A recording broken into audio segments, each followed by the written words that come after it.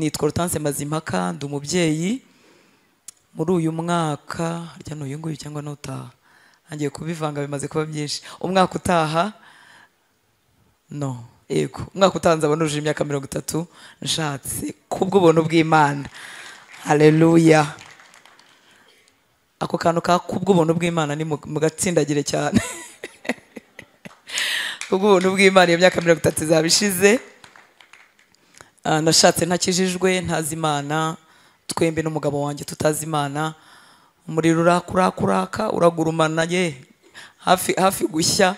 Kubw'ubuntu bw'Imana nyuma y'imyaka 3 nshatse agakiza kaza mu mutima wanjye. Umuriro utangira kugenda ugabanukamo gake gake kubera Imana. Haleluya. Kubera Imana rero ndacyahari kandi ndashima Imana. Imana yo kabyara nta kintu na kimwe itazura, nta kintu na kimwe itakwinjiramo, nta buzima na bumwe itahindura. Imana yo kabaho. Haleluya.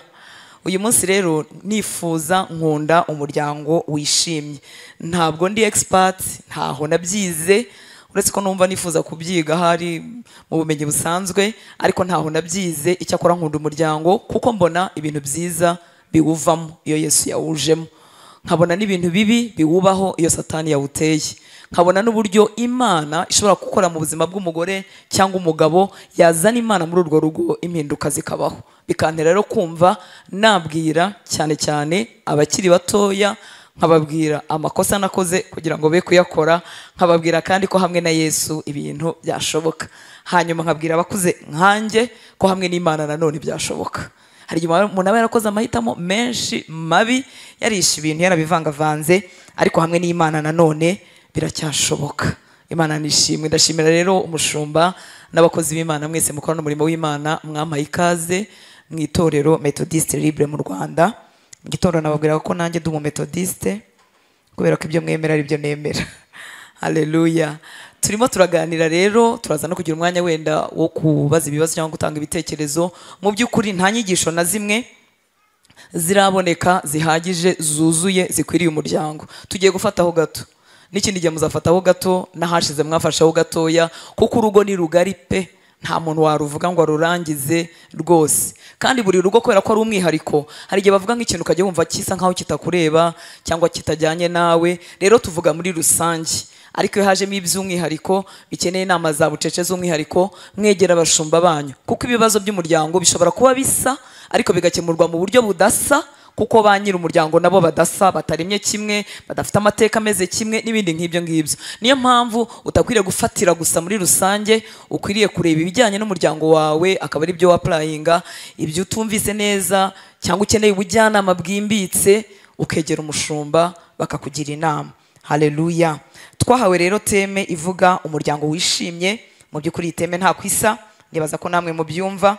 Umuryango wishimye si umuryango gusa, ahubwo ni umuryango wishimye. Murabizi mu Kinyarwanda hari ibintu byinshi bavuga ku muryango, bakavuga ngo niko zubakwa, bakavuga ngo harya kugira guti ngo ntazibanda zidakubitana amahembe, bakavuga ibindi ngira kongera ngo si umugani, ubanza ari ikibazo cy'umuruho cyabizanye, bavuga ngo zirara zishya, ariko ni umugani nawo ni wo ngo zirara zishya ngo bwacya zikazima. Hari ibintu byinshi. Hari n'undi numvise ushize bavuga ngo nimba ngo amabati ngo atwikiriye amabanga, sinzi ibintu nk'ibyo. Ibyo rero byose birahari, ariko kuba ari muri Kristo Yesu, ndashima Imana ku cyanditswe bampaye, kuko kireba abari muri Kristo Yesu. Abari muri Kristo Yesu bubaka mu buryo butandukanye, kandi abari muri Kristo Yesu bashobora kugira umuryango wishimye, utari niko zubaka, utari no gushinyiriza, utari nuko bimeze nta kindi twabikoraho. Oya, muri Kristo Yesu birashoboka. Cyane cyane ko data yaduhaye ikigereranyo mu ijambo ry'Imana gitangaje, akatubwira, agasaba abagabo gukunda abagore babo nk'uko Kristo yakunze itorero, akongera agasaba abagore kubaha abagabo babo nk'uko itorero rizima ritarwaye ryubaha Kristo, rigandukira Kristo. Sibyo nshuti z'Imana? Ntangira rero ndatangira ku ijambo risa nk'iritangaje ukuntu, kuko wakwibwitse ko twari tugiye kuvuga ibintu biryoshye by'umuryango wishimye, ibintu bikaba bitangiye kuba abivuga bigira negatifu. Bigenze biti? Ijambo ry'Imana riba mu rwandiko Pawulo yandikiye Abagalatiya igice cya 6 umurongo wa 7, havuga ngo iki? Ngo ntimuyobe, Imana ntigira gute? Ntinegurizwa izuru. Kibazo ibyo bintu bihuriye n'umuryango wishimye uryoshye. Ntimuyobe, Imana ntinegurizwa izuru, kuko ibyo umuntu abiba ari byo azasarura. Ako kantu twakumvise yemwe, ntituyobe. Imana ntinegurizwa izuru, ntibayiseka mu yandi magambo, kuko ibyo umuntu abiba ari byo asarura. Iyo tuje kuvuga rero ngo umuryango wishimye, tuba tuniteguye ko tuzabiba ibituma umuryango yishima, tuzabigiramo uruhare. Nitutabigiramo uruhare tuzaba turi abantu bo gusekwa, bameze nk'umuntu wabiba ibishyimbo mu murima agategereza kuzamera kw'igiti cy'avoka. Muri ibyo bintu bitaba ari ubupfapfa yemwe? Cyangwa se yateye amasaka agategereza kuzasarura ibirayi. Ubwo muri ibyo bintu bitabaho, ntago bihuye habe na gato. Iri jambo rero ritubwira ngo ntituyobe Imana ntinegurizwa izuru, ibyo umuntu abiba nibyo azasarura. Nicyo bivuga ku miryango yacu. Twifuza ko iba ari imiryango yishimye, ntago umuntu yasarura ibintu atabibyemo. None ikindi kintu gitangaje kiba mu mirima yacu cyangwa mu majaride cyangwa mu busitani bwacu, nuko niyo umuntu atagize ikintu atera, hameramo indabo nziza, turaganira. Iyo umurima uri aho barawuhinze bagatinda kugira ibyo bateramo cyangwa ubusitani, hameramo uturabo twiza turi ku murongo, tukimeza urwiriro rurabanguka, habanguka n'amahwa n'ibitovu, ibintu byose bitari byiza. Ariko kuki buri ibintu bitari byiza aribyo byimeza? Kuki tutajya kubona tubone ngo za oranje zameze zitoye umurongo, za mange zameze zite, za karoti zarizanye? Kuki bitabaho? Nta kintu cyiza kigira gute kikora muri iyi si yaguye iri munsi y'icyaha. N'iwacu rero mu rugo ntago bishoboka ko umuntu yagira umuryango wishimye atabigizemo uruhare runini ruhojejeho, kugeza igihe bazanganira n'aba babyeyi bahoze batubwira, no kuharenga kuko baracyariho. Siko bimeze? Byiza bihojejeho bitazigera birangira. Gusa icyiza cyo kubiba ibyiza nuko hari ibiti bishora imizi bikaba birebire cyane, umuntu agasigara ajya gusoromaho imbuto gusa. Iyo wateye igiti kinini cyera amacunga, usigara ujya gusoroma amacunga, wenda ugakuraho twatsi tubi twameze ku ruhande, ugatera umuti w'imyaka kugira ngo udukoko, ariko byibuze igiti kiba cyarashoye imizi. Ku buryo ibintu dukora byiza by'ingenzi by'umumaro ku miryango yacu, byanze bikunze tuzasarura imbuto zabyo nziza. Ariko nitutagira icyo dukora, ririya jambo ryaba ari iryacu. Imana ntinegurizwa izuru, icyo umuntu abiba nicyo asarura. Ntabwo twakwicara ngo tuvuge ngo umuryango uzaba mwiza byikoze, kwaba ari ukwishuka rwose. Imana itugirire ubuntu. Urugo rwishimye byuzuye rushoboka gusa, shimangira ako kantu, urugo rwishimye byuzuye rushoboka gusa ku bantu batuye mu kubaho kw'Imana. Urugo rwishimye byuzuye rushoboka gusa, shimangira. Uvuga uti ubuse n'abantu beza b'imfura ariko batabana n'umwami, yego n'abandi beza b'imfura bashobora kumenya uko babyenyengeza, bakabikenyereraho, bakabitebeza, abana bakarinda bakura bataramenye uko byagenze, ariko rutaryoshye. Urugo rwiza rwishimye rushoboka gusa ku bantu bari mu kubaho kw'Imana. Umugabo wahaye umutima w'Imana, umugore wubaha Imana. Ni ukuri. Haleluya. Ubu ntangiye mbese kugira icyo nabivugaho, kuko mu bantu bageze mu myaka 30 bashatse baba ari abantu bakuru. Siko bimeze? Imana nishimwe. Haleluya. Kubera iki ibyo bintu ari uko bimera? Nuko nta bushobozi bwatunganya umugabo mu ishusho ya Kristo mu rukundo rwitanga. Muribuka ko Yesu yadukunze duhengahengamye, tumeze ukuntu tutari beza. Nta bushobozi rero bubaho bwatunganya umugabo kugeza ubwo agera muri iyi shusho ya Kristo y'urukundo rwitanga, we rudashirayo, we rudakama, nta kuganduka bidashirayo bitavuye muri Kristo. Urwo rukundo rusabwa umugabo, uku kuganduka no kubaha no gukunda n'imbabazi nyinshi zitarangira n'urukundo rudashira, nta bibaho tutabikomoye muri Kristo. Ntabyo pe, ntabyo. Tubikoraho gatoya, hejo bikatunanira, ukumva urabirambiwe, ukumva wakwiruka. Ni ukuvuga ngo bishobokera gusa ku bacometse muri Kristo. Kristo niwe ufite imbabazi zidashira, yazinshishamo nanjye nkazibona. Kristo niwe ufite urukundo rudashira, yarucisha mu mugabo nawe akarubona rwo gukunda uwo mugore imyaka 50, 80, 100 atamuciye inyuma. Kandi urugo rwishimye, reka mbabwire, haleluya, ntago rwicwa no gucana inyuma gusa abantu basambanye. Ntituri mu muryango yemwe ntituri bivuge byose. Basambanye, bahuje imibiri, basambanye. Oya, hari igihe abantu batanasambana ariko bagasambana mu bundi buryo, muri text, muri message. Bikaba ngombwa ko telefone ugomba kuyirinda umugore. Ntimurageraho musambana, ariko telefone ugomba kuyirinda umugabo kuko irimo ibintu bidakeye, bitagize gute, bitari mu mucyo. Uru rugo rwishimye, rufite umutima umeze nk'uwa Kristo, rukunda bisesuye, rubabarira bisesuye, rufite imbabazi zidashira. Ntirushoboka kereka umugabo ucometse kuri Kristo, Yesu akamucisha mwibye, umugore ucometse kuri Kristo, Yesu akamucisha mwibye, bigahora bitemba. Iyo tuvuye ku isoko biradukamana.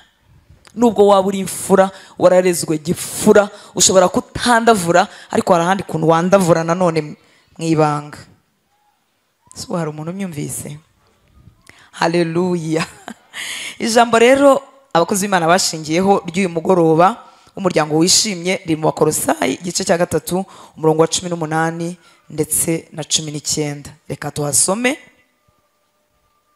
Kimwe mu bintu bibi bituma umuntu adakura iby'umumaro mu ijambo ry'Imana ni ukuba familia, ni ukumenyera icyanditswe.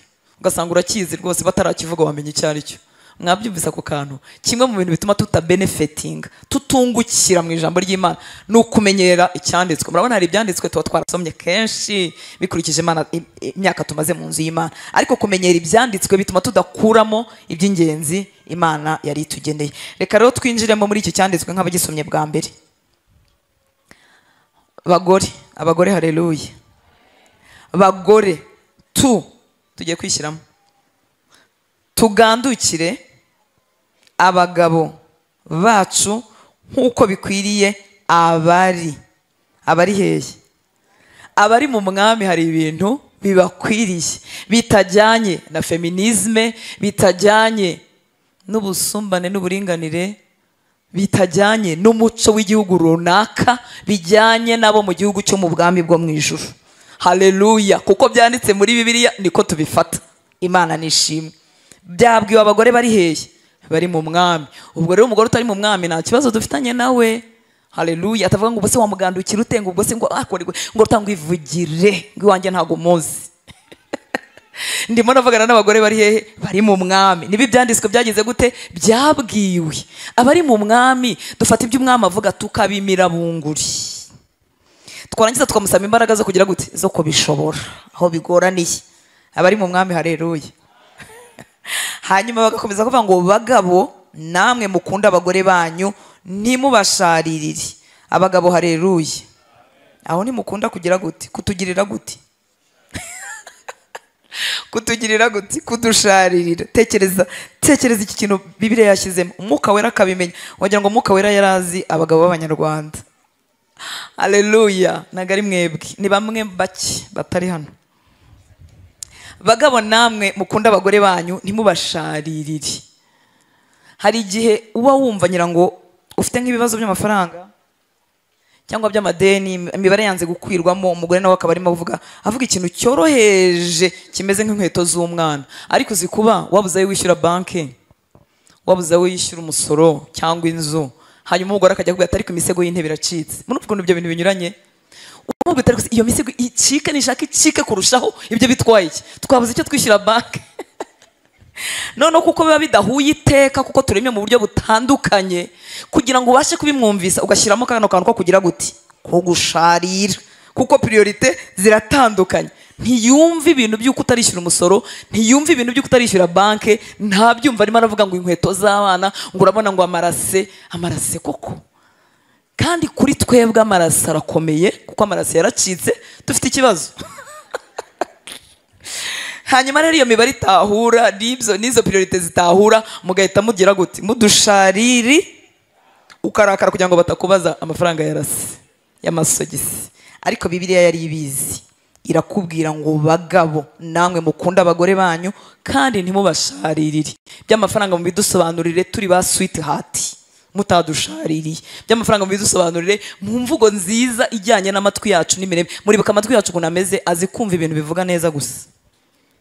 Niko Imana yatuyarinze, niko yaturemye kuva kuri mukuru wacu witwa Eva, niba ari mukuru wacu, niba ari nyogokuruza wacu, nuko Imana yaturemye, yaturemeye amatwi yumva. aba mama haleluya.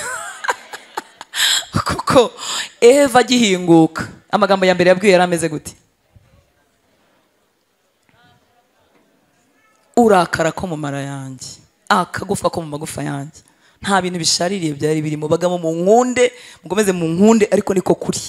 Haleluya. Nta bintu bikaze byari. Amatwi yacu rero yagenewe. Nushaka urimo kutubwira imisoro, urimo no kutubwira intambara ya Ukraine n'Uburusiya, ibintu tutanazi, nushaka urimo kutubwira, ariko ugerageze kubivuga mu mvugo yagenewe iki? Amatwi yacu.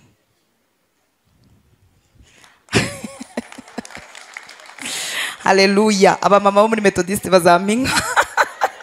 Bagerageze kubishyira mu mvugo yagenewe iki? Amatwi yacu. Nukuri. Sibyo? Imana nishimwe. Hamwe baravuze muri Bibiliya imwe y'Icyongereza ya NIV, baravuze ngo ntimube hash. Hash ushatse wayijyana mu Kinyarwanda ukavuga ko ari n'ugushwashwanya gusa.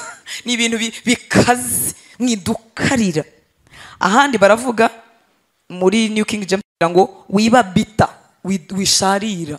Uzi gusharira hafi ikirungurira kikaba cyaza, none umuntu agatinya kukubwira ati nyanya zarashize, ukavuga uti ndamuhera. Kuko yashaririye. Bibiliya yaravuze ngo nimudusharirire. Haleluya. Urugo rwishimye rero reka turuhere, hari utugingo ngira ngo nka 3 cyangwa nka 4 nagerageje kuvugaho. Iyo ntegura inyigisho zimwe nizo natekereje, izindi sinzo mba natekereje, nsoma ahantu hatandukanye kuko nkunda kwiga ibintu by'umuryango. Nk'ibi nabikuye mu gatabo kitwa Marriage Builders. Yego. Haleluya. Reka urugo twishimye tugira ingingo turuha abarizo duheraho. Ingingo ya mbere ni ukwakira uwo mwashakanye nk'impano nziza y'Imana. Aruzuye, arahagije, ni uwo nguwo wagenewe. Murebe wongere bimubwire, turi impano nziza nahawe n'Imana. Ndimo ndabareba.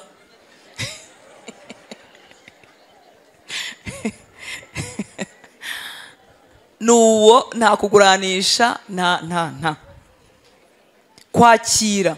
Kubyakira bifite icyo bikora ku mitima yacu, n'uburyo tuzakemuramo ibintu, n'uburyo tugiye gushorera urugo rwacu. Kubanza kumwakira nk'impano nziza nziza yuzuye ijyanye nanjye. Haleluya. Yavuye hehe? Ku Mana. Kubatizera ibi ntitwabibabwira, ariko twebwe tuzi ko Imana iyobora intambwe zacu. Ushobora no kwibaza uti se ngewe ko nashatse nkawe ntari nakizwa, ubwo si ibintu nishakiye Imana yari ibirimo? Yego, Imana yari ibirimo kuko yubahiriza amahitamo yacu. Amen. Burya ni ibyanjye wari udakijijwe ari imiguruko, Imana yari igize gute? Yari ibirimo. Ubu muri miliyari zingahe zituye ku isi yari naniwe kumpengekera ahandi ngo mpure n'undi mugabo? Hoye. Cyangwa nawe ahure n'undi mugore? Yaduhengekeye aho ngaho nubwo tutari tuzi Imana, ariko Imana yari ibirimo kubw'imbabazi zayo n'umugambi wayo. Iyi rero iyi ngingo ni y'ingenzi cyane cyane cyane cyane kuko izagena ibindi byose bikurikiraho. Haleluya. Kwakira no kwakira mu mutima, ukakira mu bwenge, ukakira mu mwuka, ukakira mu marangamutima, ukakira mu mubiri, ukakira iyo mpano nziza yavuye ku Mana. Kwakira uwo mwashakanye nk'impano nziza Imana yaguhaye. Ongera bimubwira, turi impano nziza nahawe n'Imana. Imana ibaho umugisha barimo kubivuga. Abaje bonyine mwihangane, nanjye ndihanganye. Haleluya. Tugiye gusoma mu ijambo ry'Imana riri mu Itangiriro igice cya 2. Nongere mbabwire ngo igituma tudakura iby'ingenzi mu ijambo ry'Imana ni ukuryinjiramo nk'abarimenyereye. Ariko reka twongere twumve mu Itangiriro igice cya 2, n'ahantu dusanzwe tuzi kuva ku murongo wa 18. Nasanze uburiganya bwa Satani butangaje. Uzi ko ku bijyanye n'urugo umuntu ashobora kwakira ijambo ry'Imana rindi ryose akarya ryumva aryizerera mu Imana, ariko yasoma nk'ibi akajya yumva atari byo, akajya yumva uwo bashakanye atari impano nziza yavuye ku Mana, kandi byanditswe bibivuga. Haleluya. Reka dusome Itangiriro ibice 2, igice cya 2 duhere ku murongo wa 18. Ngo kandi Uwiteka Imana iravuga iti, si byiza ko uyu muntu aba wenyine, reka muremere umufasha umukwiriye. Uwiteka Imana irema mu butaka amatungo yose n'inyamaswa zo mu ishyamba zose n'inyoni n'ibisiga byo mu kirere byose, ibizanira uwo muntu ngo imenye uko abyita. Kandi uko uwo muntu yise ikintu cyose gifite ubugingo aba ari ryo riba izina ryacyo.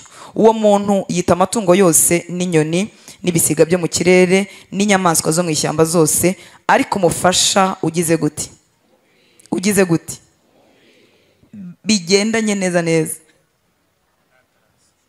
Vuga ngo biragendanye neza neza. Uwanjye biragendanye neza neza, birahuriranye. Niko Imana ivuga. Haleluya. Isi ishobora kuzana ibindi, ariko dore uko Imana ibigena. Uwo muntu yita amatungo yose n'inyoni n'ibisiga byo mu kirere n'inyamaswa zo mu ishyamba zose, ariko umufasha umukwiriye yari ataraboneka. Uwiteka Imana isinziriza uwo muntu ubuticura, arasinzira imukuramo urubavu rumwe ihasubiza inyama. Urwo rubavu Uwiteka Imana yakuye muri uwo muntu iruhindura umugore, imushyira uwo muntu. Aravuga ati, uyu ni igufa ryo mu magufwa yanjye, n'akara ko mu mara yanjye, azitwa umugore kuko yakuwe mu mugabo. Ashatse yavuga ngo azitwa umugore kuko yankuwemo. Ngo nicyo gituma umuntu azasiga se na nyina akabana n'umugore we akaramata, bombi bakaba umubiri umwe. Igihe Imana yaremye umuntu yamubitsemo icyifuzo cy'uwo bagomba gufatanya urugendo.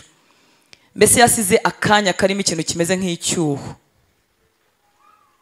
Abagize umugisha wo gushaka, haleluya, haleluya.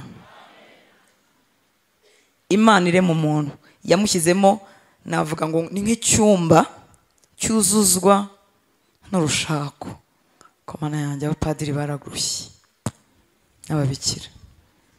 Yego Bibiliya irabyemera, iravuga ngo hariho abandi bigize inkone kubw'ubwami bw'Imana, cyangwa se kugira ngo bakorere Imana. Ariko murabona kubishobora byoroshye.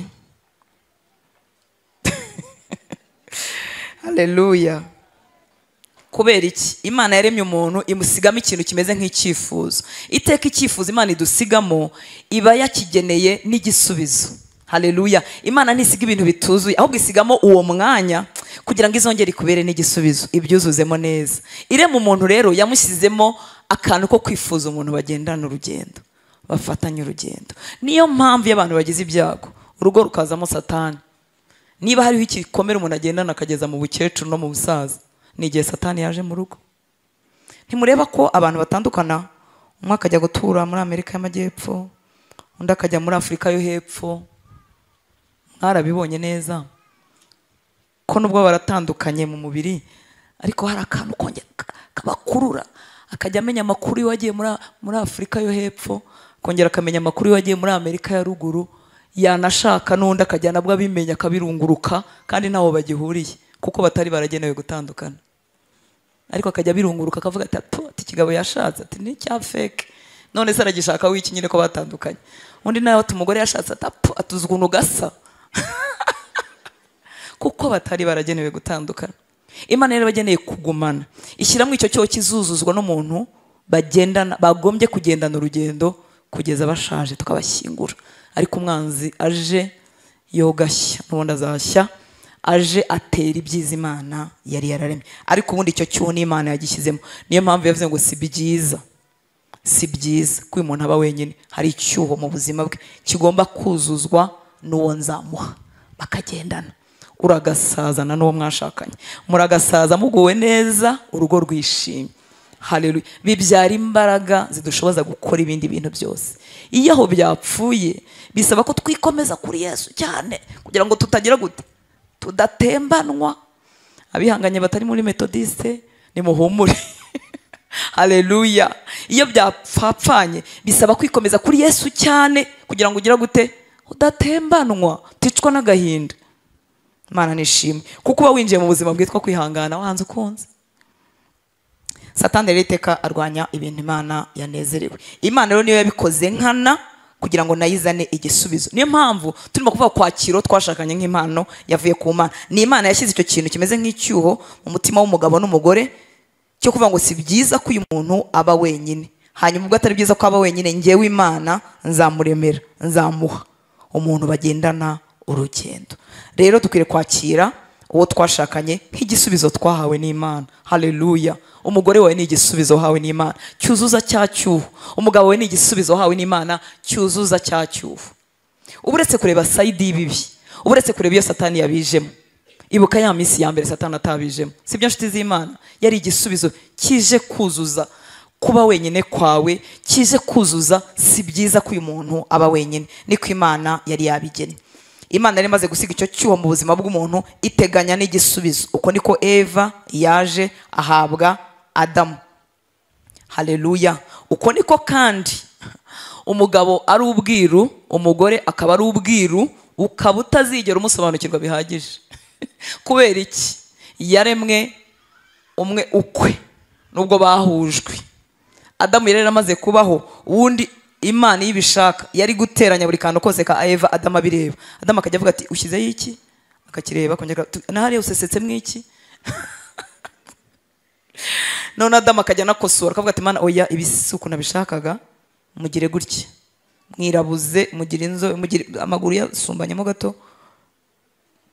Ariko Imana yahisemo kubikora undi atareba. Haleluya. Iyo rero urinze uzavuga uti simumenya neza, simumenyera, simwumva, nyine yateranyijwe utareba.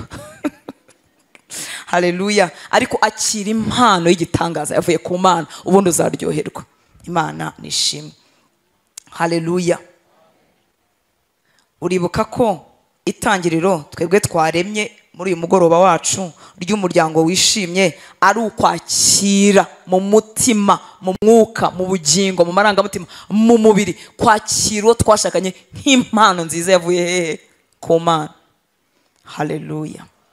Iyi miryango yacu rero yatewe cyangwa yasuwe na Satani, twinjira ahantu havuga ngo naribeshye, siwe nagombaga gushaka, baranshutse. Iyo mbimenya, ariko reka mbabwire ko ibyo bintu biza gusa iyo Satani yakomanze. Kandi burya twabikijwe imbaraga zo kutamukingurira. Haleluya. Zo kutamukingurira, tukamuheza inyuma y'umuryango. Kandi si igitangaza ko yakomanga, kuko n'urugo rwashingiwe n'Imana, nta wundi pasiteri uhari. Naho yagize gute? Yarakomanze, banamuha karibu bambi. Imana nishimwe. Haleluya. Kwakira rero uwo mwashakanye nk'impano yavuye ku Mana ni igisubizo cya naribeshye, baranshutse, siko byagombaga kugenda. Ubwo icyo ngicyo tuhita tugifata tukagishyira ku ruhande, tukakira Imana yaduhaye nk'impano nziza yavuye ku Mana. Noneho tukajya kudiringa n'ibindi bibazo twahuriye nabyo mu rugendo. Haleluya. Twabyakiriye ngo dukomeze. Ni impano nziza yavuye ku Mana. Amen. Ibikurikiraho biroroha iyo icyo ngicyo twacyemeranyijeho mu mitima yacu. Haleluya.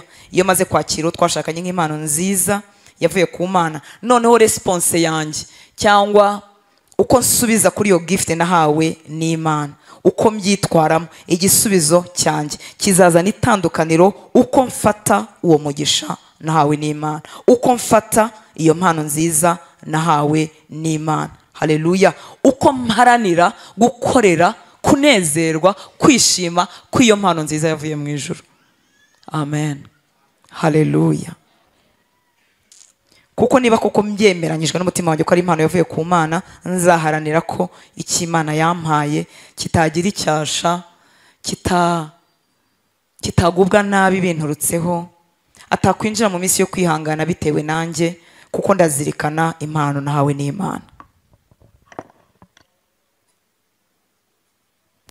Hari abagabo n'abagore banyumvise, tuzajya tunyuzamo tubazo.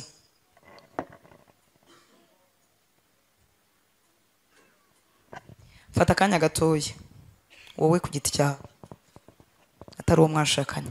Fata akanya gato mu mutima wawe ko kwibaza ukuntu noneho tumaze gushyiraho iriya ngingo wakwakira byuzuye, bisendereye, bitagira na kimwe bisunika uwo mwashakanye kubera kwizera kwawe mu Mana. Fata akanya gato wibaze, utekereze uko wakwakira byuzuye, nta na kimwe usunitse. Haleluya. Kwa kwakira byuzuye iyo mpano nziza yavuye ku Mana, nta na kimwe usunitse. Mwakibajije? Mwanishubije? Haleluya. Nijye nyine muri iyi sare? Amen. Haleluya. Tekereza kandi ku bintu byose bizana ikimeze nka distance bisiga umwanya. Sindagera ku mwanya uri fizike ngo umwajya gutura kure ndajya gutura kure. Ndavuga ikintu gisiga umwanya hagati muri mwebwe, mu mitima yanyu, mu buryo mutekereza. Tekereza ku bintu bizana mu mwanya, noneho hakaba umwanya n'icyenda kumera nk'icyuho hagati yanyu, ukagenda uba independent, ukagenda mutagendana muri byose. Haleluya. Muri ibi utekereza no muri bimwe byiza by'iterambere, ariko bitera kwaba mu mwanya hagati yawe n'uwo mwashakanye. Mbese ukaba ushobora kuba independent, mutazirikanye, hari ukuntu mwahamburanyweho mu buzima, mu byemezo bya buri munsi, mu bikoreshereze y'umwanya wanyu.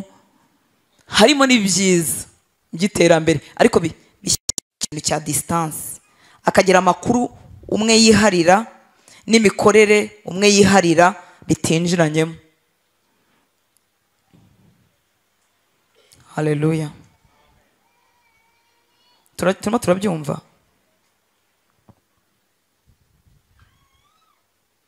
Ngasubiremo? Haleluya. Iyo umwanzi ajya kubasha abantu, abanza kugabanya imbaraga zabo. Kugabanya imbaraga zabo ni ukwihererana umwe hariya no kwihererana undi hariya.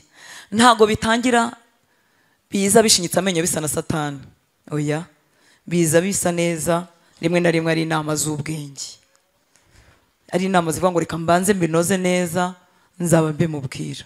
Reka bibanze bigira umusaruro, nzaba mbimumenyesha. Reka mbanze mbiganire n'umuntu w'inshuti yanjye, numva ufite ubwenge buhagije, nzaba mbizana mu rugo byuzuye. Kandi ibyo bintu biba ku mpande zombi, ntabwo biba ku bagabo gusa, biba no ku bagore. Haleluya. Noneho umwanzi akagenda bigira aho umuntu amera nk'uwigenga. Noneho muri iyi si y'iterambere, aho abagore tugira amafaranga, abagabo bakagira amafaranga, tukagira amashuri bakayagira, tugakora ingendo bakazikora, tugashobora kuyobora ibigo nabo bakabiyobora. Ni ukuvuga ngo iryo terambere ni ryiza, ariko ridufasha mu kuba independent. Niba umugabo nta ari bukoresha amafaranga ye, nanjye ngakoresha yanjye. Niba ari bufata indege imwe, nanjye ngafata yanjye. Twagira amamodoka menshi agatwariye, nanjye ngatwara yanjye. Mu rugo hagahinduka rompuwe. Nta biganiro, kuko birasa nkaho twamaze kugabana cy'amafaranga akora, ntidukenera no kuyavuganaho. Njyewe nishyura minervare, uyakishyura inzu, uyakishyura ibyo kurya, hakagenda habaho ikintu cy'iki distance buke buke. Yesu ashimwe. Ibi ntibikwiriye twebwe bari muri Kristo Yesu. Ugira amafaranga n'undi yagire, Imana nibihererwa icyubahiro. Ugira imodoka n'undi yigire, mugira ibintu bisa nk'ibyigenga rwose, Imana nibishimwe. Ariko mwitonde bitababera umutego, kugeza igihe musa nk'abadakeneranye.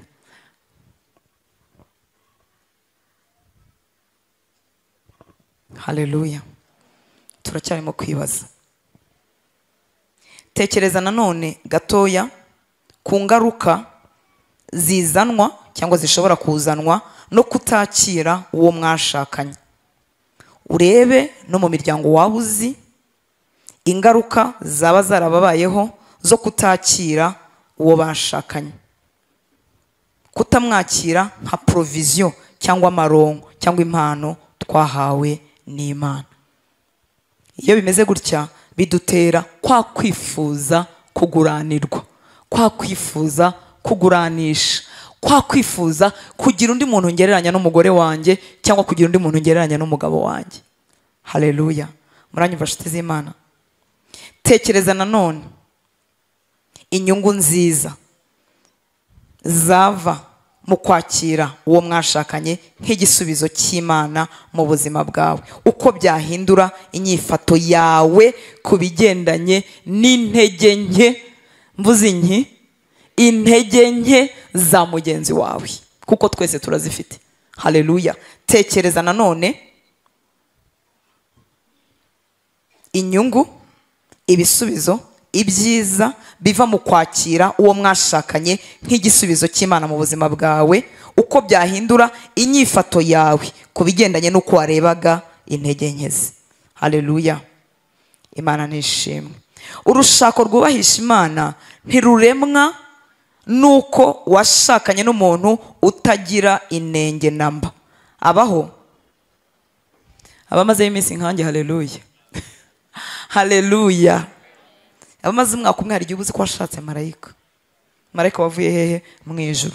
Bakuremeye marayika. Kuko mutaragira rimwe na rimwe ibintu mutumvikanaho, kandi kugira ibintu abantu batumvikanaho ni ibisanzwe. Sinavuze gushwana, ndavuze kutumvikanaho ibintu. Umwe akavuga ati ngenda abana abana bakwiga mu ishuri ry'igifaransa, undi ati ndabona ngewe bakwiga mu cyongereza. Ibyo bintu hari ubwo bashwanye? Ntago bashwanye. Undi akavuga ati ngewe ndabona umwana wanjye yakwiga muri kaminuza i Kigali, undi ati ngenda abona yakwiga i Butare. Ibyo bintu hari icyo bitwaye? Undi ati twatura mu mujyi wa Kigali, uti oya tugomba kwimuka tukajya i Nyamata. Biracyari amahoro. Yesu ashimwe. Ariko noneho kuba maze iminsi iki kintu ndibaza ko muri bucyumve neza. Urushako rwubahisha Imana ntiruremwa nuko washakanye n'umuntu utagira inenge, kuko nta wubaho.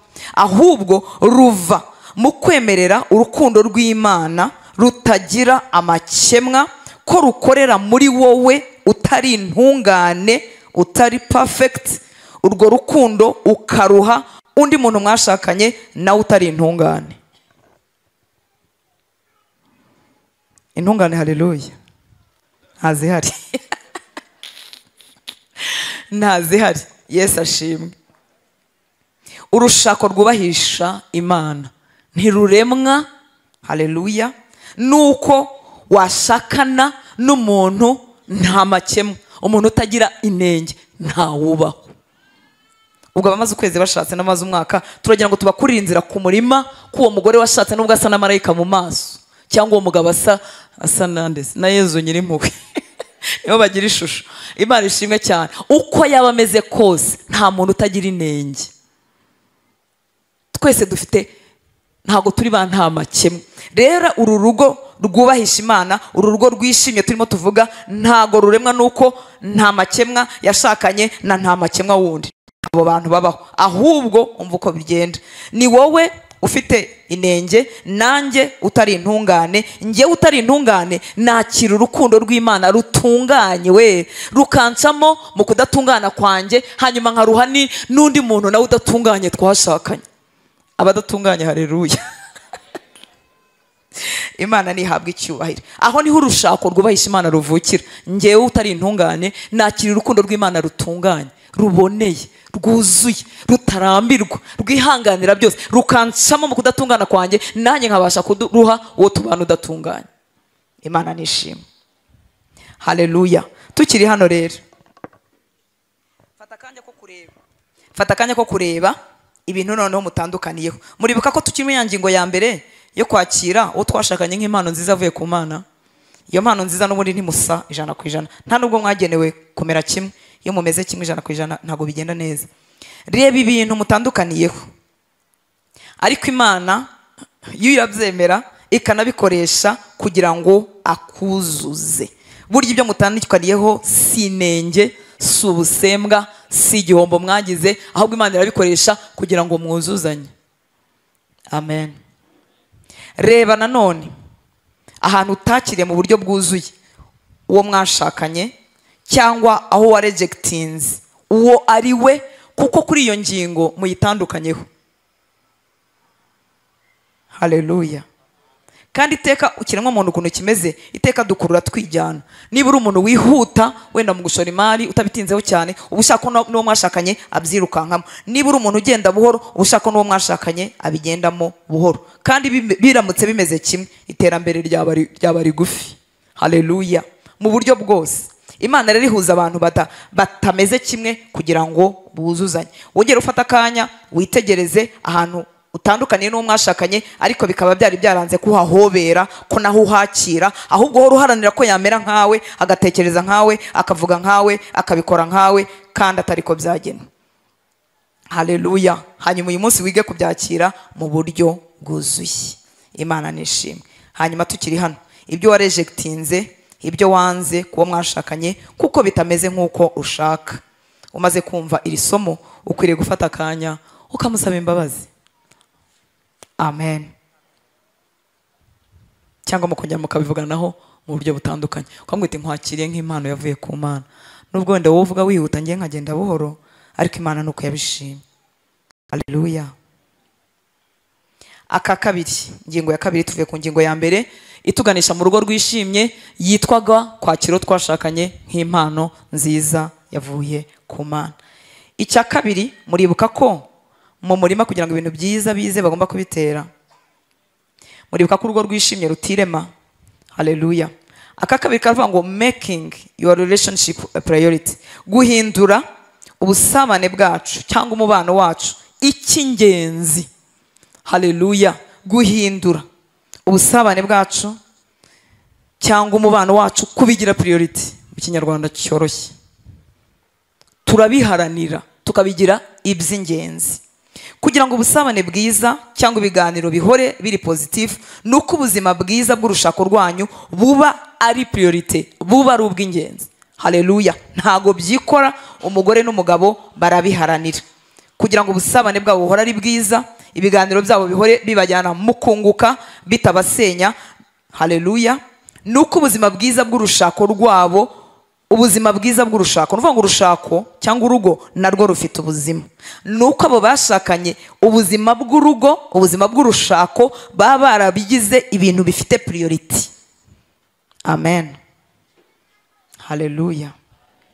Relationship cyangwa se cyo twakwita umubano ni ikintu gifite ubuzima.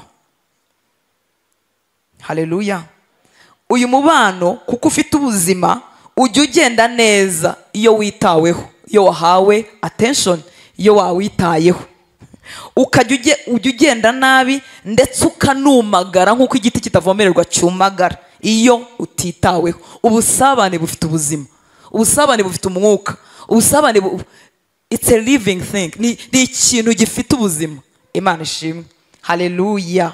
Iyo rero bwitaweho, iyo buhawe attention, bugira ubuzima, bukera, bukabyibuha, abantu bakabaho neza. Iyo butitaweho burumagara, nubwo abantu baba baratangiye rwose neza bakundana, Imana iri kumwe nabo, ariko kuko batavomereye ubusabane bwabo, kuko batavomereye relationship yabo, iragenda ikumagara rwose, igahinduka nk'akabuye.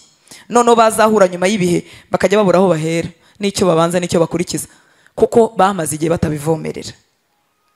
Haleluya. Kugira ngo rero abashakanye bahorane umubano mwiza, bagomba guhora bagenzura, bacekinga uko bakoresha iby'agaciro bahawe. Biratangaje ko iby'agaciro bahawe atari amafaranga, kandi amafaranga ni ay'ingenzi. Ariko biratangaje ko ibintu by'agaciro duhuriyeho twese, abakize n'abakennye, abubaha Imana n'abatayubaha, ibintu by'agaciro dufite twavomeresha bikavomerera ubusabane bwacu ni umwanya ndetse n'imbaraga tujyana mu kintu, energy tujyana mu kintu. Muranyumva nshuti z'Imana? Haleluya. Haleluya. Kugira ngo abashakanye bahorane umubano mwiza, bagomba guhora bagenzura, bacekinga uko bakoresha iby'agaciro bafite. Iby'agaciro bihe umwanya wabo, imbaraga zabo, aho bashyira energy yabo cyangwa imbaraga zabo. Bituma rero iyo bahora babigenzura, bituma bamenya niba barimo gukurikiza za priority bihaye, bya bindi by'ingenzi bihaye, kuko bari baragambire ko bazaharanira ko umubano wabo uhora umeze neza. Iyo bagenzuye uko bakoresha bino bintu, bituma bareba bakavuga ngo ese ko umubano wacu rero twari twashyize imbere, ko ubusabane bw'urugo rwacu n'urushako rwacu rugomba kumera neza, icyo twagize icy'ingenzi, none umwanya wanjye ndimo ndawutanga mu biki, imbaraga zanjye nzishyira hehe. Bahora babireba, bigatuma babasha kongera kubishyira ku murongo, iby'ingenzi bikaba ibibanza, ibitari by'ingenzi bikagenda bikurikira. Haleluya. Reka twongere twibaze nanone, ni izihe pressures z'ubuzima, ni ibihe bitutu, ni ibihe bintu bitugora cyangwa biduhiga by'ubuzima bijya biguhinyuza, bigatuma udaha umuryango wawe umwanya n'imbaraga zari zikenewe? Bamwe ni akazi, abandi ni umuhamagaro, abandi ni ukwiga ni ugukora baniga, abandi ni ibindi, abandi ni uguha umwanya munini ikindi kintu cyose kitari umuryango cyangwa umuryango wo hirya cyangwa inshuti n'ibintu bitandukanye twavuga ahangaha. Ariko aka ni akabazo ngira ngo buri muntu wese ajye yibaza: ni izihe pressure z'ubuzima, ni ibihe bintu ubamo, ni ibihe bintu bikugoye biguhinyuza bigatuma udaha umuryango wawe umwanya n'imbaraga byari bikenewe. Amen, haleluya. Imana yacu tugire neza. Reka dusubire mu byanditswe gatoya turebe uko ibyanditswe byadufasha. Tujye gusoma mu rwandiko rw'Abifilipi igice cya 2 dore ku murongo wa 1 tugeze ku wa 4. Ntago murarambirwa. Haleluya. Urwandiko Paulo n'igitoro ry'Ifilipi igice cya 2 turabizana hagati y'umugore n'umugabo. Umurongo wa 1 haravuga ngo nuko niba hariho gukomezwa kuri muri Kristo, kandi niba hariho guhumurizwa kuzanwa n'iki? N'urukundo. Niba hariho no gusangira umwuka, niba hariho n'imbabazi n'impuhwe, musohoreshe umunezero wanjye guhuriza imitima mu rukundo, mwibwire kumwe muhuje imitima, ntimukagire icyo mukorera kwirema ibice cyangwa se kutavuga rumwe cyangwa kuharanira ko ni njyewe watsinze, ni njyewe wari ufite ukuri, kandi ubwo iby'umuryango byahombye ariko tukarwanira kuvuga ngo ni njyewe wari ufite ukuri, kandi nari narabikubwiye ibintu nk'ibyo. Ntimukagire icyo mukorera kwirema ibice cyangwa kwifata uko mutari, ahubwo mwicishe bugufi mu mitima, umuntu wese yibwire ko mugenzi we amuruta. Haleluya. Umuntu wese muri mwe areke kwizirikana ubwe gusa, ahubwo azirikane n'abandi. Ariko dushatse twavuga azirikane umugabo we cyangwa azirikane umugore we. Kuki iki cyanditswe tukizanye turi hano hantu ry'uburyo tugira urugo rwacu rukaba ari priority bigendanye n'umwanya cyangwa aho duha imbaraga. Uno murongo wa 4 uravuze ngo buri muntu wese areke kwizirikana ubwe. Iyo ikintu njyana mu imbaraga zanjye, iyo ikintu ntanga mu mwanya wanjye munini kimeze nkaho kinezeza njyewe, kikenda gusa nko kigira umumaro njyewe kuruta kiryoheye njyewe, ariko ugasanga mugenzi wanjye asa nkaho kimuzanira kumbura, ahubwo akakimburiramo, ntikigire icyo cyungura umubano w'urugo rwacu cyangwa umumaro mu rugo rwacu. Muranyumva yemwe? Ese hari ikintu twakwihamo nk'urugero gishobora kuba gutya: umuntu wese muri mwe areke kwizirikana ubwe gusa, ahubwo azirikane n'abandi. Ni igiki gishobora gufata umwanya w'umugabo cyangwa umwanya w'umugore kikamera nkaho yizirikanye ubwe? Gishobora kuba atari icyaha, ariko ari ikintu kimutwara kikamuherana. Urugero, kureba umupira. Ese ya mipira y'isi iracyaba mu bishuko? Iracyangizamo ikaba mu bishuko? Kureba umupira kandi ukavuga umupira uraryoha ari uko ntawurebeye mu rugo, bikaba rimwe bikaba kabiri. Okay, icyo ni icy'abagabo akenshi. Batubwire ni icy'abagore. Filime hamwe n'iki? Amaseri. Nka rero, haleluya, amaseri ukayajyamo ukagukeramo. Ikindi, amasengesho adafite gahunda, arimo akajagari. Amasengesho ni meza, ariko ajya abamo iki? Akajagari n'agakungu k'abagore. Baratuvuze. Ajya abamo akajagari n'agakungu k'abagore, kandi umuntu akumva ari mu mwuka, kandi umuntu akumva arimo arabikora neza, ariko byarangiye bibaye mu kwizirikana ubwe wenyine. Murabona uburyo ikintu cyiza gishobora guhinduka kibi, kandi cyari cyiza, cyari gifite umumaro, kuko cyakozwe umuntu atazirikanya abo mu rugo ngo agire balance, agire kuringaniza. Imana itugirire neza. Haleluya. Muri aka kanya rero ko guhembura relationship cyangwa guhembura cyangwa kugira ubusabane bwacu, kubugira priority, kubugira ubw'ingenzi. Haleluya. Ndagira ngo dusome icyanditswe kiri mu ndirimbo za Salomo igice cya 7 umurongo wa 10 tugeze kuri 13.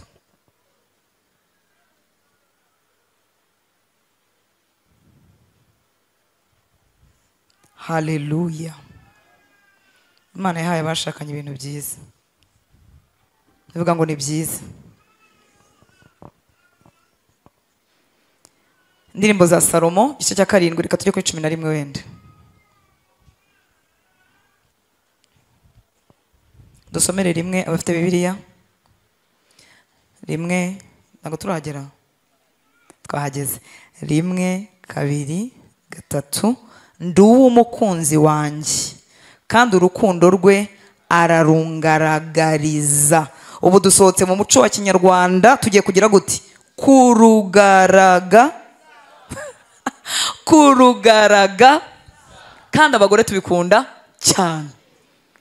Ngo arabizi ko mukunda, ngo sinzi no mu murenge narabimubwiye ibintu byo mu murenge byo muri rimwe.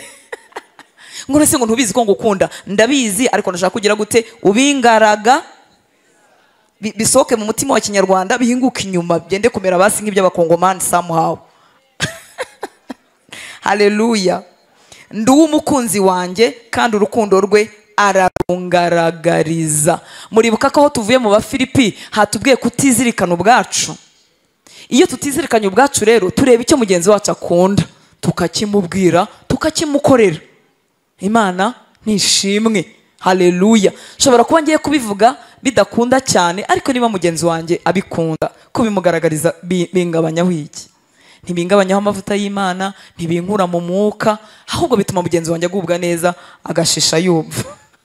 Haleluya. Nduwo umukunzi wanjye kandi urukundo rwe ararungaragariza. Twagiye kuri 12 1 2 3 Ngwino mukunzi wanjye tujyane ku gasozi turebe imihana ducumbikamo. Bagiye muri vacances, bagiye muri guest house. Bagiye sinzi ku mazi, bagiye hehe bijyanye n'ubushobozi Imana yabahaye. Haleluya. Bashobora kutajya muri ayo mahoteli ahenze ariko bagiye kwicara ahantu. Si nk'ibyo rwose. Haleluya. Ngwino mukunzi wanjye tujyane ku gasozi. Nibashaka bicare mu gashyamba, nibashaka bicare hehe, ariko biremewe kandi biri mu mwuka kandi bitohagiza bwa busabane. Hanyuma tukareka gusaza imburagihe iminkanya rika tuvaho. Kandi mukunda abagabo. Haleluya. Ubu ni mwebwe ndiho. Mukunda ko tuba tudashaje kandi bituma tudasaza. Nimugire gute?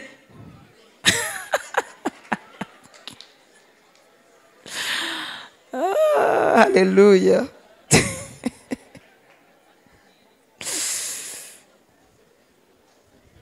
Imana nishimwe. Ni koko dufite ibibazo by'amafaranga, by'amaminervare, by'ibiki n'ibiki, ariko hari ibintu bitagurwa amafaranga kandi bikenewe bifasha muri runo rugendo. Ahantu tuba i Karongi hakunda kuza muri ibyo bice nyine murabizi ko ari ku mazi, hakunda kuza abazungu. None najyaga mbacaho ngasanga abakecuru abazungu b'abakecuru n'abasaza bahagaze nko ku giti kinini kiriho nk'uturabyo twa move cyangwa barimo baratureba gutya. Nkavuga ariko bisoma umuteto, ubu tuturabyo baraturebye. Muzehe na mukecuru barimo bareba uduti bakigina imbere bagafotora akarabyo bakagakurura bagafotora akanyoni. Hanyuma twebwe tukavuga ngo ari kwisoma umuteto. Ntabwo ari umuteto, birabongerera iminsi yo kubaho, birabagabanyiriza stress. Nukuri reka twihangane. Ngibi muri Bibiliya. Haleluya. Ngwino mukunzi wanjye tujyane ku gasozi turebe imihana ducumbikamo. Twavuye hehe? Twavuye mu rugo. Abantu babifitiye ubushobozi batabikora Imana irabareba.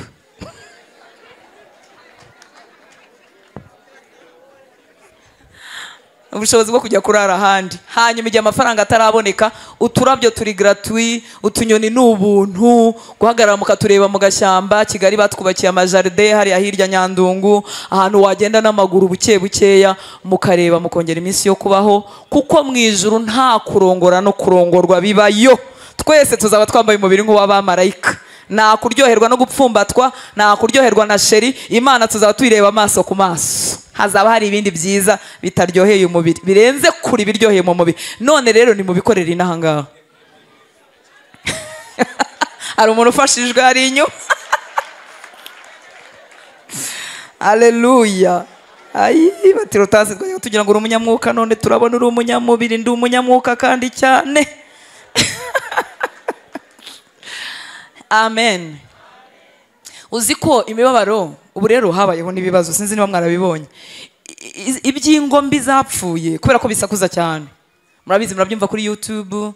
Hari umuntu aba yarabuze uwabwira, niba ari ukutamenya abantu bavugira, ukabijyana byose ukabikubita kuri YouTube, ukavuga ububi bw'umugabo wawe, ukavuga ububi bw'umugore wawe, kandi ubwo warabyaye, kandi internet ntisiba, birabika imyaka 20 ukabikubita hariya. Noneho ibintu bibi rero bishinyitse bishinyirije bisigaye bituma n'abagore n'abagabo bakundana batabaho neza. Mbese namwe mumeze kandi ubwo nta kibazo mufite, muri amahoro, ariko kubera ibibi bizengurutse unanirwa no kwikundwa kariza umugore wawe, ukananirwa no kwikundira umugabo wawe no kwitetera.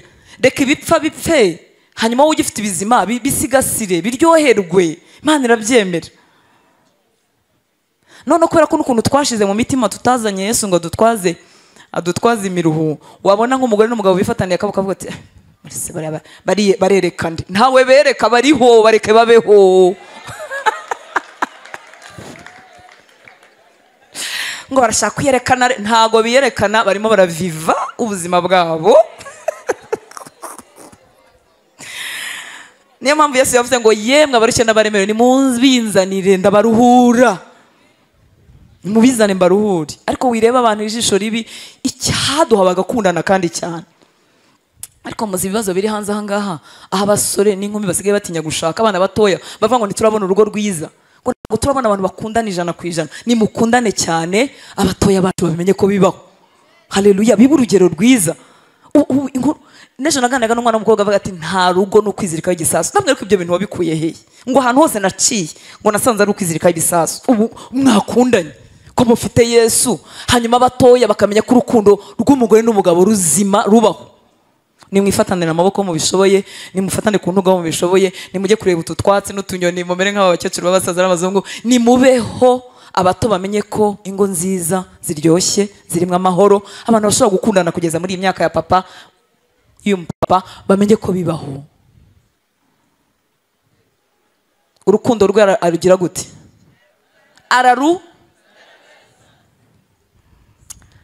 Haleluya. Kuri 13 ryari harimo tuzindukire mu nzabibu turebe ko imizabibu yatoshye cyangwa ko yapfunditse ururabyo n'ibikomamanga ko byarabije. Aho niho uzabonera urukundo, aho niho uzabonera. Bagiye muri jaride, ubu yaba byari uyu munsi bari gushyiramo indabo z'uyu munsi, amaroze, imikindo, ibindi nabyo nzi. Haleluya. Urukundo rwagira gute? Ararungaragariza. Twari turimo kuvomerera umubano, twari turimo kuvomerera relationship ifite ubuzima, ntabwo ari agati kumye, ntabwo ari ibuye, ntabwo ari ikaro. Relationship igira ubuzima, iravomererwa igatoha, itavomererwa ikumagara ikamera nk'akabuye. Ariko ukuntu ari bibi kubihindura nk'ibuye, kandi wenda muzagira imyaka 100. Tekereza kubana n'umuntu wabaye ibuye, uraramwishe, mubaye amabuye kandi muri abakristo ntimuzatandukana. Ariko muri amabuye. Tekereza kubana n'ibuye kuzageza ku myaka 80. Urumva atari bibi, bitoshye, ubishyiramo ubuzima, nawe uzaba wigirira neza. Ujye utaha usanga umugore useka, utigitwe ngegera hari inyuma, umugore witetesheje.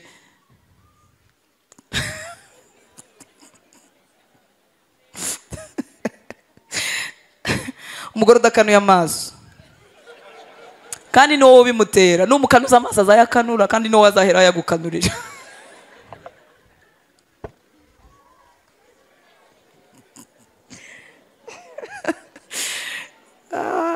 Haleluya. Nari nkivuga ko relationship ivomererwa nshuti z'Imana, sibyo?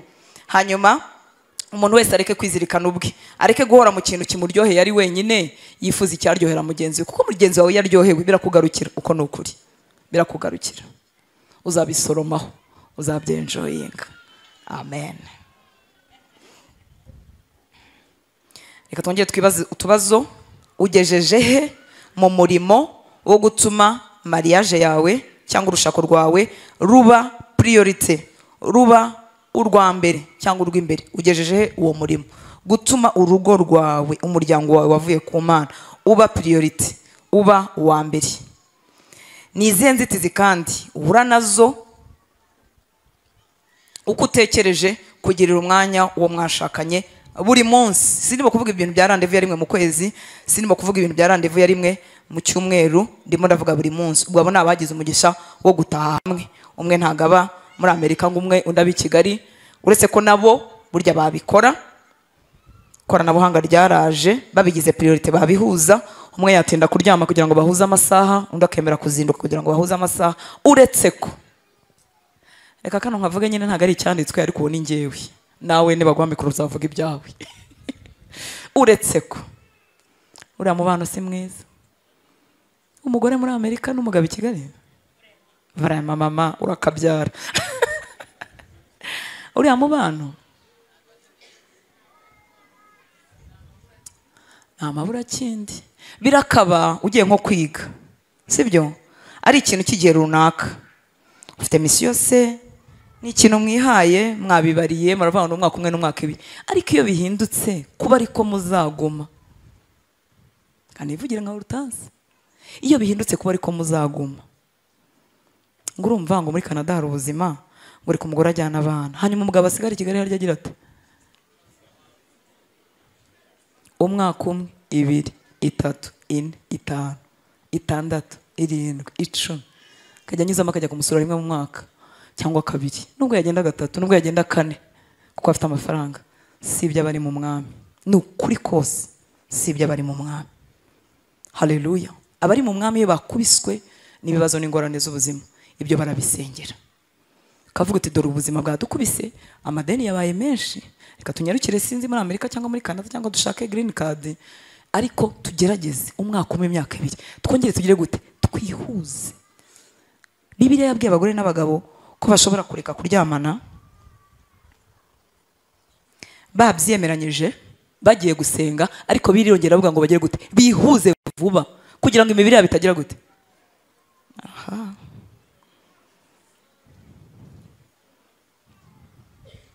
Byibuze utagishoboye uragisengera. Haleluya. Ariko iyo wamaze kucyemeza nk'icyemezo uri umwana w'Imana, kireka basumwe muri uru rugo harimo abatari abana b'Imana, harimo abatarakizwa, byakumvikana. Amen.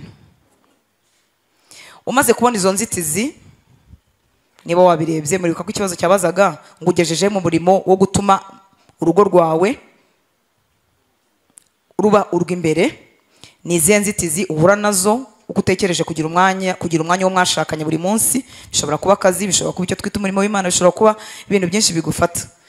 Hanyuma rero tugiye gushaka igisubizo hano. Urebye uko ukoresha umunsi wawe, muribuka ko twese dufite amasaha 28, ni iki wahindura, ni iki wagabanyaho kugira ngo ubone akanya k'ubusabane n'uwo mwashakanye? Mu buryo ukoresha amasaha 28, niba ugize umugisha wo kubana n'umugore wawe n'umugabo wawe hamwe, mutaha mu nzu imwe, ni igiki wahinduraho, ni igiki wagabanyaho kugira ngo byibuza mugire akanya gatoya k'ubusabane ka buri munsi. Hanyuma muzareme n'akandi karambuye, karimwe mu cyumweru, karimwe mu kwezi, gutyo gutyo, ariko buri munsi. Muziko n'igihe abantu bashobora kubura umwanya wo kubwirana waramutse na uramuke, aza mu buriri waryamye akagenda ugisinziriye, mwumva ukuntu bikaze. Ni wowe ukwiye kureba uko amasaha 28 ateye, ukamenya ibyo ugabanya, ibyo uhinduranyaho, ibyo ushyiramo kugira ngo urugo rwawe rukomeze rube urw'imbere. Akazi ni keza, katwinjiriza amafaranga, tugatindamo, ariko kigutwara burundu. Hari akandi kantu nifuza kuvuga ntarajya ku kindi. Muribuka ko hari umwanya, hakaba naho dushyira imbaraga zacu cyangwa imbaraga. Reba ikintu kigutwara imbaraga zawe zose. Ese uramutse ukoze nka transfer cyangwa ugahinduranya aho washyiraga energy wakoreshaga, niba uri umuntu utwarwa n'akazi, niba uri umuntu utwarwa n'umurimo w'Imana, niba uri umuntu utwarwa sinzi n'ikindi kintu, uramutse witegereje energy washoraga muri icyo kintu, ukagabanyaho gato, ugasa nk'uzi transfera, ugasa nk'uzohereza kukubaka noneho ubusabane bwiza mu rugo rwawe, ngo urebe uburyo byagenda neza. Akenshi iyo tugeze mu rugo tuhagera duhirima kubera imirimo myinshi. Abana baza ukabahinda, mwigire nibwo bakubonye, kandi nimwigireyo bagehese, bagukureze, bazakubonera ryari. Nuvuga ngo imbaraga zose tuzimarira mu kazi, naho dushakira amafaranga. Natwe abitwa abakozi b'Imana duhora hano tukazimarira mu rusengero. Wateze amatwi y'abakristo, ushobora gutega amatwi y'abakristo kuva mu gitondo kugeza ninjoro. hanyuma nagera mu rugo amatwi akaba yazibye ntagishobora gutega amatwi abana banjye. Murumva burya ari akaga. Bakujyaye no hunga ndarushye ndapfuye. None ibyo bikaba ku wa mbere, bikaba ku wa kabiri, bikageza ku wundi wa mbere. Hunga umutwe ndarushye, amaso simbona, niko kuburushye. Ariko mwibuke gucurukura priority. Hallelujah. Hari ahantu handi hose umarira imbaraga zawe bazagusimbura vuba kandi byoroshye. Nugira ikibazo. Nurwara umugongo utagihaguruka ntago uzawurwara mu izina rya Yesu, ariko ndimo navuga uramutse igize ikibazo bazagusimbura vuba cyane. Ariko mu rugo iwawe ntugira gisimbura. Hallelujah. Niwe mama wabo bana, niwe papa wabo bana. Ariko mu kazi biranyaruka. Niyo ugihari utanarwaye habana abantu barimo bakanura bareba umwanya wawe. Nanganswe baragize ikibazo. Barimo bawubarira. None ahantu tudasimburwa twaburira umwanya pe. Nta wundi muntu ushobora kuba umugabo w'uwo mugore wawe. Bigemewe n'Imana. Aramutse aje yaba ari umusambane, yaba ari ikirara, yaba ari umwinjira, yaba ari amazina yose wamuha. Nta wundi muntu waba umugore w'uwo mugabo wawe. Aramutse aje byaba ari ibintu by'ibyaha bitemewe, ariko wowe udasimburwa. Mwebwe mutagira gisimbura. Twongere duhana umwanya. Hallelujah. Kugira ngo urugo rwacu rusigasirwe. Imana nishimwe. Kugira ngo ubusabane bwacu cyangwa communication yacu ibimeze neza, ngomba kugena umwanya n'imbaraga bibikiwe uwo twashakanye. Musubiremo kano kantu. Kugira ngo communication ibimeze neza, ugomba kugena umwanya n'imbaraga bibikiwe uwo mwashakanye. Hallelujah. Ukwiye kumusaba imbabazi no gusaba Imana imbabazi aho akanya ka mwembi mwari mwaremeranyije iteka uhora ukica. Hallelujah. Ukwiye kandi gufata umwanya wo kumushimira, gushimira uwo mwashakanye, niba ashyira umuryango imbere, agahora haranira inyungu z'umuryango, agahora haranira ubusabane bwiza bw'umuryango. Ukwiriye kubimushimira kuko uwo muntu washatse ni uw'ingenzi. Hallelujah. Ikindi ni ukubipersonaliza, ni ukubijyanisha n'uko imiterere y'ubuzima bwacu imeze. Ntabwo twakwigana uyu n'uyu, ahubwo tubijyanisha nuko imiterere y'ubuzima bwacu imeze. Turi mu iterambere, turi mu kazi rimwe na rimwe kagoye. Umuntu umwe ashobora gukorera mu ntara akajya ataha i Kigali, undi agakorera i Kigali agataha. Niko ubuzima buteye, ibyo ntabwo twabirwanya, ariko ugomba kubaka ukurikije uko ubuzima bwanyu bumeze. Nawe se ukorera mu ntara, utaha mu rugo muri weekend gusa, hanyuma weekend yose uyirangirije mu bukwe, weekend y'ubutaha uyirangirije muri anniversary, weekend y'ubutaha uyirangirije, urumva atari ukwibwa? Byibuza ko kanya ufite kuko ugomba gukora, ugomba kwinjiza amafaranga. Abandi bakora mu nzego za leta z'ibanze, nta kundi byagenda, bafite imirimo hirya no hino, ariko byibuza ko kanya ubonye gahe ba abantu batazagira undi mama, batazagira undi papa, gahe wa mugore na wa mugabo batagira ababasimbura. Imana nishimwe. Hallelujah. Reka njye ku cya gatatu turimo twubaka ku muryango wishimye. Reka nihute ngira ngo nsoze. Gukunda, konora cyangwa guha icyubahiro, love, honor and cherish. Gukunda, kubaha, kubahisha no gukundwakaza. Gukundwakaza ngakunda cyane. Hallelujah. Ni umwihariko w'ikinyarwanda. Gukunda, kubaha no kubahisha, gukundwakaza cyangwa gusherishinga uwo Imana yaguhaye. Ndakuramo akantu kamwe gusa kuko ni byinshi byagaragaza ibyo, ariko nifuza kuvuga ku magambo tubwirana. Kubiba amagambo meza, kubiba amagambo ari positive. Kubera iki? Amagambo ameze nk'imbuto. Hariho umuntu ushobora kubwirwa ijambo ribi akaba yahitamo ko bari kuba bamukubise kofi cyangwa urushyi, sibyo? Ijambo ribi rimanuka nk'inkota, none rirushaho kuba ribi, rikarushaho no kugira uburemere kuko ryaturutse ku muntu wagombye kukubwira iby'urukundo, rikaza riremere. Burya umuntu wo ku muhanda agenda yigendera akwitukiye akavuga ati wagicucuwe nta n'ubwenge ugira, nta nubwo bigufata cyane, uhita uvuga uti ntabyazi, ntazi ubwenge. Ariko ibi bigwe n'uwo murarana, n'uwo mugira gute mupfumbatana, akakubwira uburyo nta bwenge uzi, akakubwira uburyo nta kintu uzigezaho. Biragenda bigacengera. Niba rutangiye no kugira, niba rutangiye no gufungura ka butike, gahomba ukareba kuko wumva nta kintu uzi gukora. Urumva imbaraga z'amagambo? Imana itubabarire. Amagambo mabi twaba twarabwiye abo twashakanye. amagambo ubwira uwo mwashakanye afite imbaraga zo kumwubaka, akamuzamura, afite n'imbaraga zo kumusenya burundu, agatakaza self esteem, agatakaza kwigirira icyizere burundu. Abashakanye bari hano, haleluya, haleluya. Mu burakari n'uburyo ucikwa n'amagambo, nurakara ujye usohoka ujye muri jaride cyangwa ujye mu karima k'igikoni cyangwa wicishe niba iyo urakaye uvuga amagambo atari meza, nagira ngo ubwire ko uwo mwashakanye waramwishe, waramumaze. None kuva uyu munsi dufashe icyemezo, niba amagambo mabi atari yadushiramo, iyo turakaye tujye duhita dusohoka, tugende tubyuze amagambo mabi, yamanure uyamire mu gifu.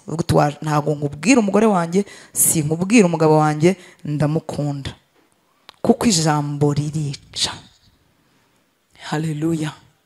Kandi aho ribera ribi, burya iyo nakubise nk'umutwe ku nzu cyangwa uramutse unteye ikofe harabyimba, umuntu akambwira ati impore, noneho yambwira ngo impore nkoroherwa, cyangwa yambwira ngo sorry nkoroherwa, ariko ijambo riragenda rikagukebamwo imbere, rigakatamara, kandi nta muntu uzahabona ngo akubwire ngo impore.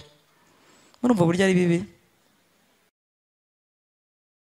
Noneho kuko turi n'Abanyarwanda dufite n'ikinyabupfura, ntituzabibwira ba mama ntituzabibwira ba mabukwe, ntituzabibwira bakuru bacu, nta nubwo tuzabibwira umushumba. None se umugabo ko yari inkerebesheje kandi aba muri korari, ubwo nyine ndagira gute? Rirankeba, ryongere rinkebe. Bajye kubona babona umugore yacitse umugongo, bajye kubona babona umugore yagize pressure, bajye kubona babona umugabo asigaye agenda nk'umuntu wanyagiwe. Umugore yaramujombye ijambo rimubwira ati nkawe. Iyo bavuze abagabo nkawe, nkawe iyo bavuze abagabo wumva urimo mugira ngo ibyo ntibibaho. Bibaho. Umugabo umwe yigeze kumbwira ikintu kibabaje, ntabwo twari tuzinanye cyane, n'ubu mubonye mu nzira sinakongera kumwibuka, Imana ishimwe. Nta nubwo twasengeraga ahantu hamwe, icyakora yari umukristo. Yansanze ari mu madeni menshi, arambwira ngo yatangiye gukina imikino y'amahirwe. Byaje biti, bari bafite ubuzima bugereranyije uko abantu baba bakora bisanzwe muri leta, umugore ari umukozi, umugabo ari umukozi bisanzwe, bitaragira amafaranga yo gusevinga ngo agire ikibanza, ngo agire inzu. Umugore buri munsi akamubwira, akajya amugereranya n'abo biganye. Ega abantu twiganye ntabwo tugererayo rimwe, ese nimubizi? Hari igihe wari umuswa mu ishuri ari ugerayo bwa mbere. Isi ntabwo ifite formule. Hari igihe umuntu wabonaga nta kizacamo ari we bicamo mbere. Noneho umugore agahora amugereranya n'abo biganye, bari muri generasiyo imwe, kwa kuri bamwarize nk'ahantu hamwe muziranye. Akaba ati ntureba ko akanaka bujuje inzu, akabimubwira mu gitondo, akabimubwira nimugoroba. Ntureba ko akanaka noneho baguze imodoka, ntureba abana babo babajyanye kwiga, ntureba. Iragenda yica umugabo, atangira gukina imikino y'amahirwe, iyi batomboza, urusimbi, betting. Noneho ayikinnye bwa mbere arahirwa, akajya abwira umuntu ati nguriza 250, kuwa mbere nzaguha 500 cyangwa nzakurengerezaho 100 cyangwa nzakugereranyizaho 50. Agakina koko akayabona, yayabona kuwa mbere akishyura, akababonye yayandi. Muzi ko muri betting yubatsemo inzu? Mwari muzi ko betting imeze nk'urumogi, ira addictinga, itera addiction. Ugera igihe ukumva nta kindi kintu uzi gukora, ntuzi gucuruza, ntuzi guhinga, ntiwacuruza ibishyimbo kubera ko amahirwe asa nkaho yaguhiriye. Reka rero igihe kizagere noneho bitangire kujya bihomba gusa. Akaguza amafaranga kuwa gatandatu, akambwira ko azayishyura kuwa mbere. Noneho ya mafaranga iyo wajyanye wibuka kutayagarura iyo tungutse, akagira gute? Agasigarayo.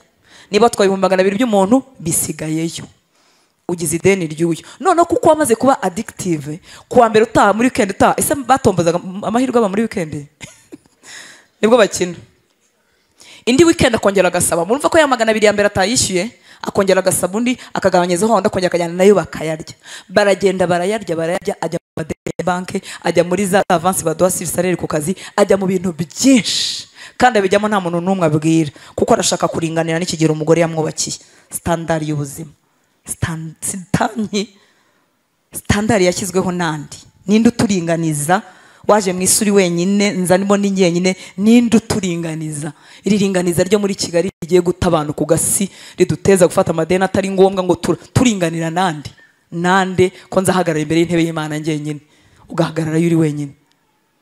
Urumva ijambo ribi? Imana itubabarire.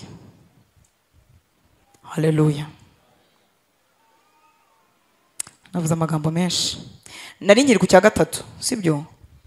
Cyo gukunda, kubaha, gusharishinga ariko twitaye tukoresheje amagambo, kuko amagambo afite imbaraga zo kubaka uwo twashakanye, akamubuildinga rwose, akamuhindura umuntu wifitiye icyizere n'ukuntu ashobora kumutesha icyizere akibura burundu.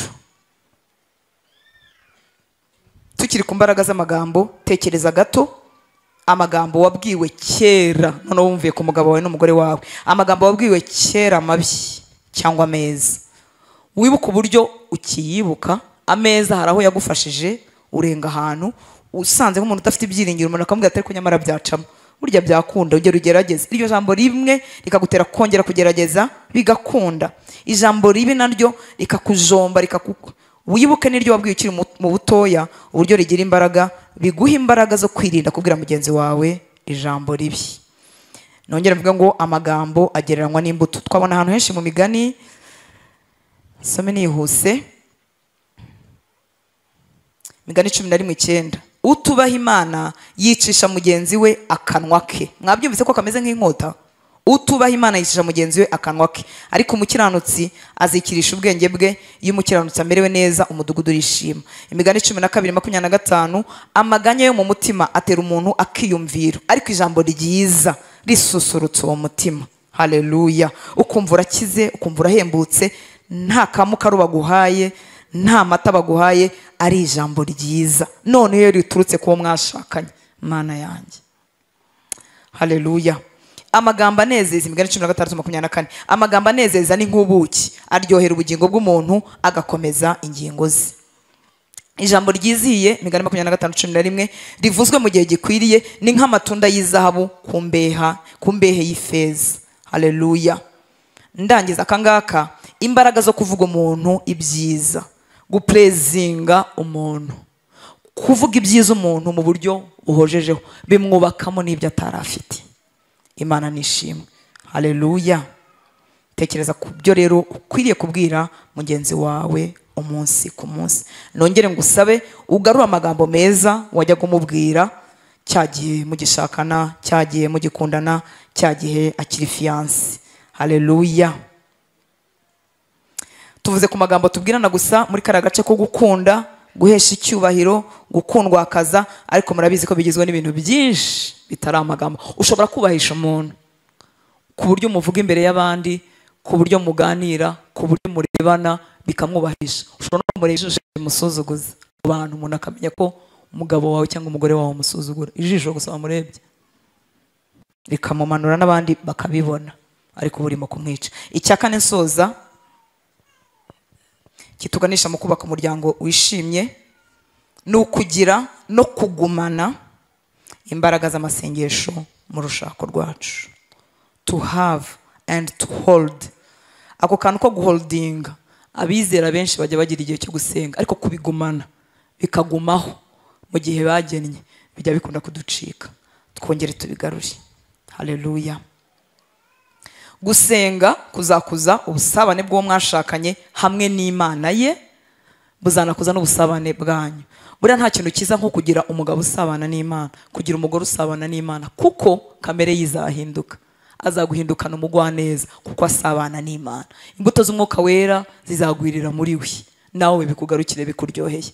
Rero kubaka no kugumana igicaniro cy'amasengesho mu muryango w'iwacu. Mufata akanya ko kwiga ku kintu kibabuza gusenga muhojejeho. Niba mwarihaye kuwa kabiri, niba mwarihaye kuwa gatatu, niba mwarihaye buri mugoroba, ni iki kibyiba, hanyuma nimwemere ko mugitakaza. Hanyuma ndangiza kandi, biriya bindi byose twavugaga byari byiza, ni iby'abantu babiri bubaha Imana, umugore n'umugabo bari muri Kristo Yesu. Ese iyo byashitse ku biturimo kuvuga ari byo bari mu mwami, akaba ari umwe wenyine uri muri Kristo Yesu, nanone iki cyanyuma nicyo basigaranye, kubaka igicaniro cy'amasengesho. Usabane bwe n'Imana buzakiza n'uwo muvandimwe utari wahura n'umwami. Ibyananiranye mu by'ibiganiro, kugisha inama bikaba byaranze, bizakizwa no gusenga kwawe, kuko Imana nta kintu na kimwe kinanira, kandi nitanabikiza izaguha imbaraga zo kubiba hejuru. amen. Mwami Yesu abahe umugisha. Murakoze.